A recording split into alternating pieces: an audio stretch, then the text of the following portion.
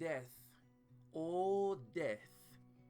You know, losing someone is one thing, but burying that person and waking up the next day and realizing that person is not there with you is a whole nother ball game.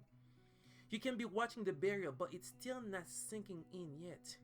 And it is not real. It's impossible. Until you realize the next day that the person is not there with you for real. This is when the reality hits. This is when you start to wonder, how am I gonna live life without that person? How am I gonna adjust to life without that person?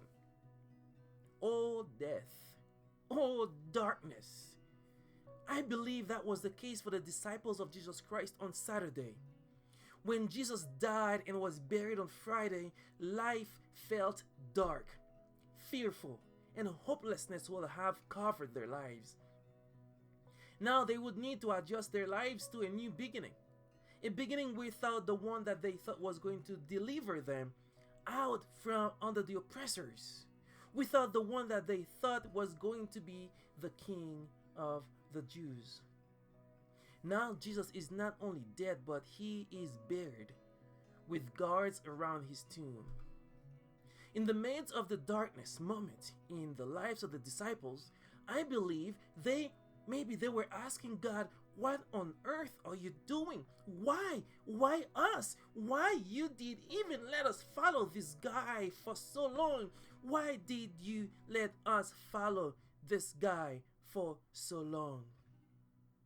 The disciple had one piece of the puzzle, and it seems like the piece was broken and it was not fitting in the area of their lives. But they did not know that.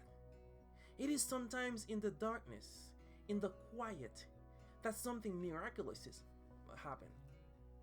Just because you cannot understand what God is doing, or just because you are not hearing any words from him, that does not mean he is not at work.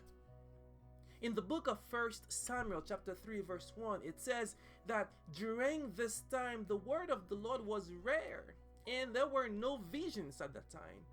But God was preparing little Samuel to become the priest, the judge, and the prophet of his people. Also in the book of Ruth, life seems better, ugly, and nowhere throughout the book it is mentioned that God said something. He was quiet. But you can see the hand of God clearly throughout the whole book. You can see the faithfulness of God throughout the whole book, and through Ruth, God would eventually bring David, who would become Israel's king. It is in the quiet. God was preparing the greatest gift ever. That is, the death, burial, and resurrection of Jesus Christ, which gives life, breaks down the wall of hostility, tears down the curtain that separates the holy place from the Holy of Holies. Through his death, we all have been granted access to God. Saturday night might feel dark and purposeless. Saturday might feel like the end has come, but let me remind you that Sunday is coming. Let me remind you, after the darkness, there will be light.